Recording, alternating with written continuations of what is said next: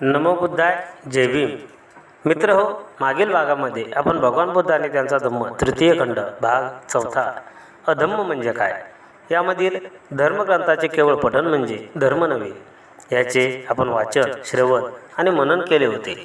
त्याचप्रमाणे आजच्या भागामध्ये भगवान बुद्ध आणि त्यांचा धम्म तृतीय खंड भाग पाचवा सधम्म म्हणजे काय यामधील मनाची मलिनता दूर करणे याचे वाचन, श्रवण आणि मनन आपण करणार आहोत. व्हिडिओ शेवटपर्यंत पहा.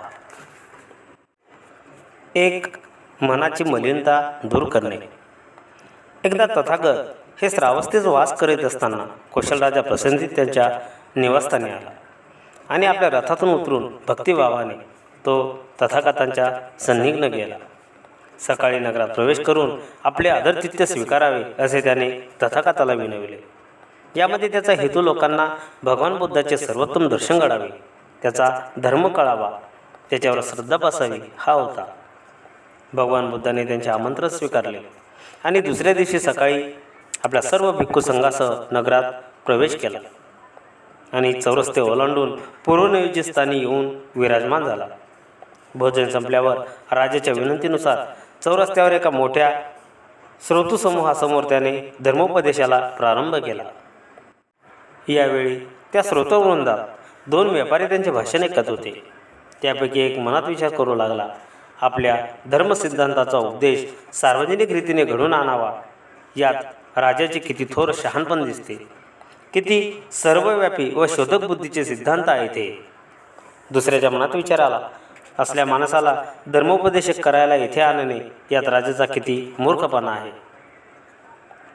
गाय जे वाहन उडीत असते त्याला बांधलेले वासरू गायीच्या मागून जाते आणि जात असताना हंबरत असते. त्याचप्रमाणे भगवान बुद्ध ह्या राजामागून जात आहे. हे नगर सोडल्यानंतर हे दोघे व्यापारी ज्या सराईमध्ये उतरले होते तेथे एकत्र आले.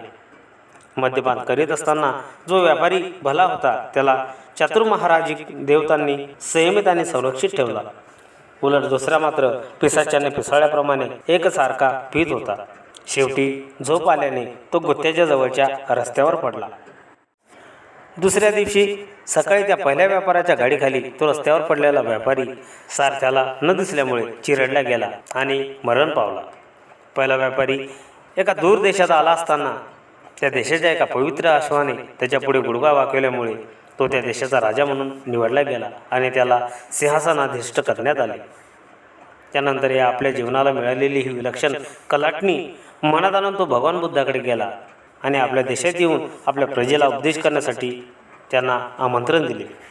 त्यावेळी त्या जगद्वंद बुद्धाने त्या दुष्टबुद्धी व्यापाऱ्याच्या मृत्यूचे आणि त्या सद्बुद्धी व्यापाऱ्याच्या भरभराटीचे कारण त्यांना सांगितले आणि म्हटले, मन सर्वांचे मूळ आहे, मन हे स्वामी आहे, मन हे कारण आहे. मनात दृष्ट विचार असतील तर माणसाचे विचार, माणसाचे शब्द आणि कार्य ही दृष्ट बनतात. पापोभवे दुःखे ज्याप्रमाणे रथाची चाके रथाच्या घोड्यामागे जातात त्याचप्रमाणे त्याचा पाठपुरावा करीत असतात. मन हे सर्वांचे मूळ आहे, तेच आज्ञा करते आणि तेच घटना घडवून आणते. मनात सद्विचार असतील तर त्या माणसाचे शब्द आणि कार्य दोन्ही चांगली असतात आणि अशा सदाचारापासून उद्भवणारे सुख पदार्थाच्या सावलीप्रमाणे सदोदित त्या माणसामागे जात असते.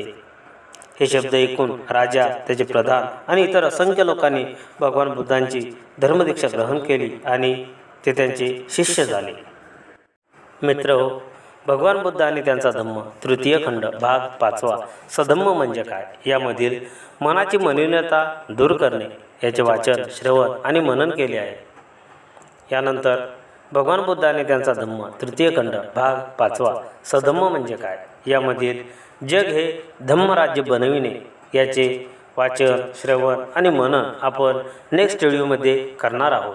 म्हणून नेक्स्ट व्हिडिओ अवश्य बघा. जय भीम, जय बुद्धाय.